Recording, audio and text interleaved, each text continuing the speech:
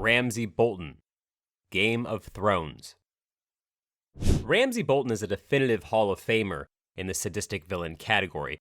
Having the misfortune of being born as the illegitimate son of Roose Bolton, Ramsay decides that flaying people alive is a solid alternative to therapy. This is a guy whose favorite hobby is hunting down women in the forest, firing arrows, and then letting his dogs loose on them. He also married Sansa Stark in a twisted power play, and then he brutalized her while ruling her beloved ancestral home with an iron grip. Though he does a lot of terrible things to a lot of innocent people, his piece de resistance is definitely that of Theon Greyjoy. Ramsay goes to great lengths to completely strip Theon of everything. He takes away his dignity, his name, and his, it's a body part that Theon really used to enjoy having. He took that one away too. By the time Ramsay's through, Theon was like a slave to him, and he refused to even acknowledge his own name, vehemently claiming that his name was Reek, because Ramsay would always remind him of just how awful he smelled. Thankfully, karma eventually has its way, and Sansa ended up feeding Ramsay to his own starving hounds in one of the most satisfying executions that Game of Thrones ever gave us. Maybe if they just ended the show there, we would be a lot more happy with the ending, huh? Homelander, The Boys. Homelander is often thought of as the evil, mentally disturbed version of Superman, and for good reason. He has super strength, an indestructible body, the ability to fly, laser vision, and a disturbing obsession with breast milk. That pretty much tells you all you need to know about him.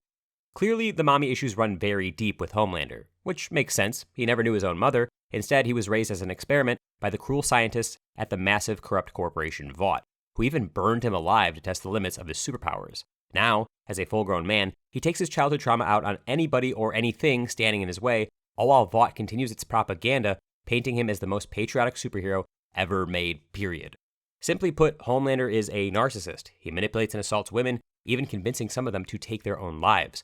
On a larger scale, he remains just as depraved, like when he allowed an entire plane full of civilians to crash, even though he might have been able to save it, or when he threatened the entire planet that if anybody crossed him, he would kill every last human who, in his mind, are far beneath him. And you'd think that at least his own son Ryan would be safe, but no, Homelander mentally manipulates and abuses Ryan because he wants him to grow up to be just like him. Fingers crossed that won't work. John Kramer, aka Jigsaw. Saw. Most horror villains go for conventional murder weapons, your basic knives and chainsaws, that kind of stuff. But for John, aka Jigsaw, those methods are cliche and uninspired. For him, a murder requires a multiple hour-long trip to Home Depot, reverse bear traps, shotgun carousels, acid injections, you name it, he's built it. You see, when John found out that he had cancer, he realized that people don't really appreciate their lives all that much. So he decided to spend the rest of his days teaching people about the value of living. And how does he go about that exactly? Well, that's simple. He constructs elaborate, nightmarish traps designed to force his victims into making impossible choices. Find yourself as the victim of one of Jigsaw's traps and want to live? Well, you better cut off your own arm, dig a key out of your eyeball, or crawl through a hallway of razor wire, all while having that reverse bear trap attached right to your head. If you succeed, you'll never take your life for granted ever again. Fail, and that bear trap springs open with enormous force, ripping your jaws apart and tearing your face wide open. Sounds like a lose-lose to me. We will give him this, though. For a guy that was about to drop dead at any second of cancer, Jigsaw caused the deaths of dozens of people and appeared in like 10 movies, either directly or through posthumous recordings. That's the kind of work ethic that we all wish we had. Patrick Bateman, American Psycho. Ooh, now we're getting to the real sickos. You got the fancy apartment, slicked back hair, and a business card with almost the right font. Patrick Bateman looks like the picture of success. But if you scratch the surface, you'll find a man whose idea of relaxation involves putting on a raincoat, delivering monologues about pop music, and then swinging an axe right into someone's skull. This psychotic man talks about designer suits and restaurants with the kind of intensity that most people reserve for religion. But all of his flaunting is just a desperate attempt to seem like the most interesting person in the room. He kills because it's the one thing that cuts through the numbness of his boring, monotonous life. Bateman usually targets young women. He lures them in with money before beating them to death. And when one of his victims nearly managed to escape, he gave us one of the most memorable and disturbing scenes ever by whipping out a chainsaw and then throwing it down at her from 5 stories up, instantly killing her. And if you're wondering how a man like that hasn't been stopped, it's because the people around him are all equally devoid of humanity. When everyone is just as self-absorbed as he is, Bateman can walk into a restaurant covered in blood, and everyone would just compliment his tie. Chucky, child's play. The story of this nightmare fuel of a doll begins when Charles Lee Ray, a notorious serial killer, finds himself cornered by the police. And with nowhere to run, Charles does what any self-respecting murderer would do. He transfers his soul into the nearest doll through voodoo magic, of course. Ironically, the doll is called the Good Guy, and that's exactly what it looked like, just a wholesome little guy with red hair and a colorful outfit. But once Charles' soul is inside of it, that doll becomes Chucky, who's basically the worst guy ever. There's a lot of variety in how Chucky kills his victims, whether it's stabbing them repeatedly, strangling them with a rope, electrocuting them, or even blowing them up with explosives. He's done it all. But while the murders are horrific, the worst part is probably his obsession with mentally tormenting children and then framing them for his terrible actions. Not only did he do this to Andy, the boy who first owned him, but he even possessed the body of Alice, an 8-year-old girl, and then tried to use her to commit his murders until she herself died. And yet he manages to find joy in all of this. That's how evil he truly is.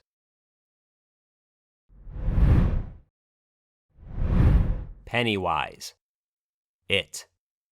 Time for one of my personal favorites. Somebody should have told Stephen King that clowns are scary enough on their own, because the madman went and created a trans-dimensional billion-year-old alien entity that likes to cosplay as a clown. Pennywise, also referred to as It, crash-landed on the area that would eventually become the town of Derry, Maine, and being a very diligent monster, it arrived a few million years too early to the party, and so it was forced to go into hibernation. Eventually, humans started to occupy the land, and Pennywise decided that every 27 years, it would wake up, stretch its limbs, and treat the town's children as its own personal buffet before going back to sleep. Pennywise typically inflicts severe damage on its victims' bodies. You can see this in what it did to Georgie, biting his arm off and letting him bleed out instead of simply just killing him, or even more disgustingly, when it unleashed a swarm of leeches on Patrick to drain his body. And if it's not physical torture, it's psychological. Pennywise takes its time to marinate its victims before it pops them into its mouth.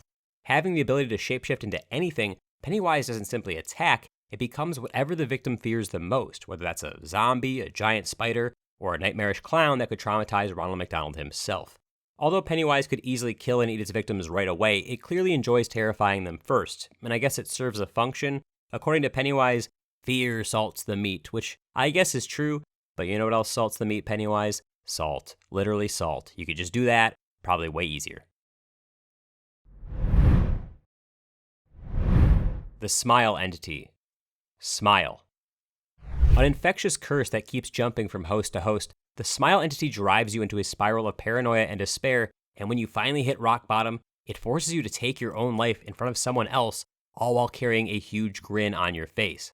While that's all messed up enough, things get even worse, as the poor witness now inherits the curse like a psychological relay race where the baton is some sort of sick trauma virus. Guns, therapists, Russell Crowe as an exorcist, nothing can save you from the Smile Entity. A master of psychological warfare, the Smile Entity spends its days tormenting its victims with visions of people that they know and love, all wearing that same grotesque smile. It bends reality so much that the victim can't tell what's real or fake anymore, which is exactly what happened to Rose.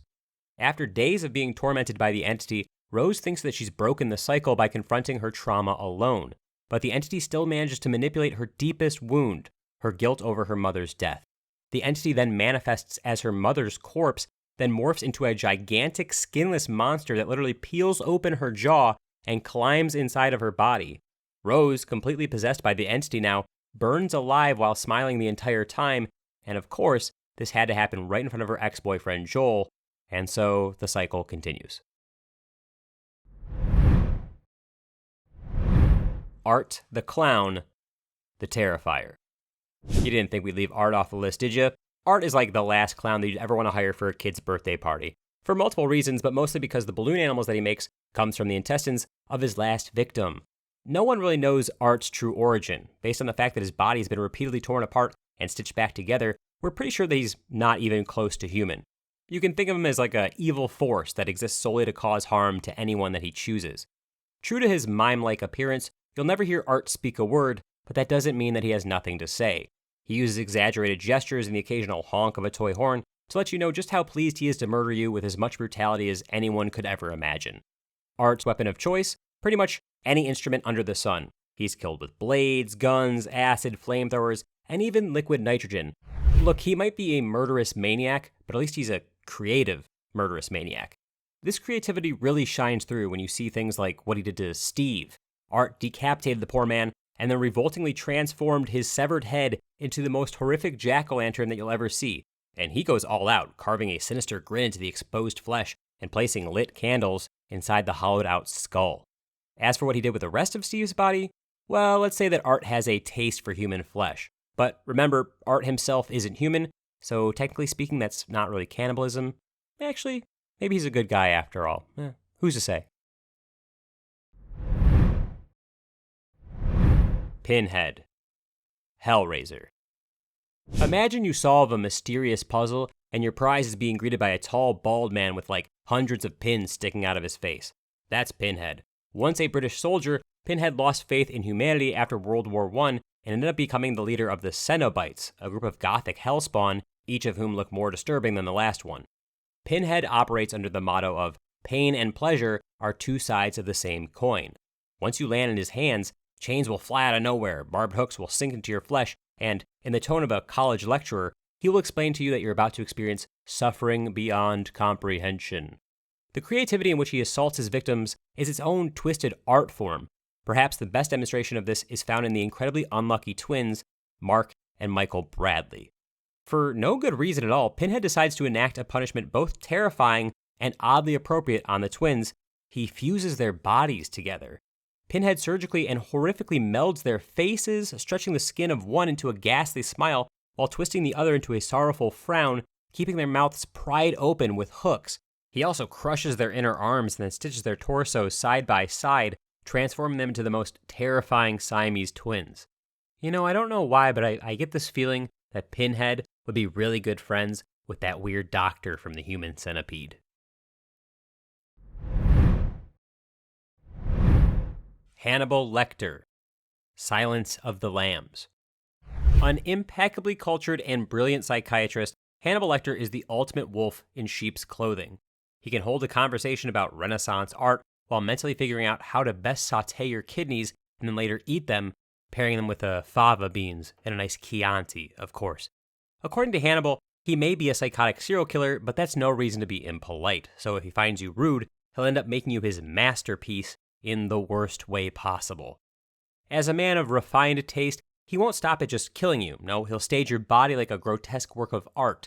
He'll rearrange your torso, peel back your face, and then flay the skin off of your back to give you some meaty angel wings. There are many lessons that we can learn from studying a clearly unhinged man like Hannibal. The most important one, of course, is never to accept his dinner invitation. Just ask Paul Krendler, a government official who learned the hard way. Hannibal drugged Paul and then surgically removed part of his brain while he was still alive. He then cooked that part of the brain and served it back to Paul when he woke up as part of a gourmet meal. Now that's fine dining.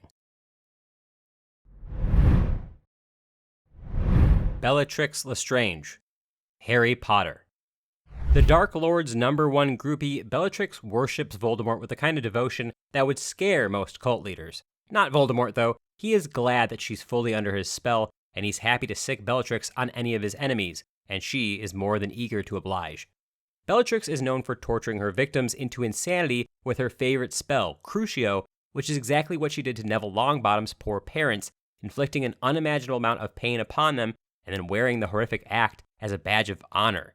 She also mocks her enemies and her victims constantly, which became clear when she gleefully ridiculed Neville for what she did to his parents. On top of all that, she tormented Harry for being unable to save his godfather, Sirius Black, whom she killed in front of him when he was only 15. And if all of that isn't crazy enough, she had to be extremely bigoted on top of everything else with all of her pure-blood supremacy stuff. She even tortured Hermione because of this, repeatedly calling her a mudblood the entire time, a deeply offensive slur in the wizarding world. Not cool, Bellatrix. Not cool at all.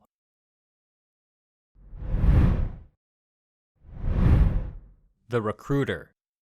Squid Game. Before holding the position of the Recruiter, this young man started off as a worker in the Squid Game hierarchy and then climbed his way up to become a soldier. One day while on the clock, he saw that his own father had just lost one of the games, and without hesitation, he shot his old man in the forehead and thought, hey, I guess I'm built for this, and it turns out he was absolutely right.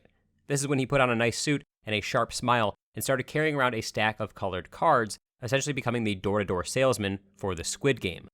On the surface, the Recruiter looks like a friendly businessman searching for people to chat with, but underneath, He genuinely believes that you and every other human are worthless pieces of trash. He approaches the broke and the desperate and challenges them to a kid's game called Dokji, and if you win, he'll give you cash, but if you lose, he gets to slap you across the face, over and over, in public. Because his victims are chosen carefully, every single one of them keeps on playing, smiling through the stinging humiliation because they're that hungry for any money that he might give them. And that's the Recruiter in a nutshell. He's a man who built his entire personality around humiliating the weakest and least privileged people in his country. Thank God that guy did not have any superpowers.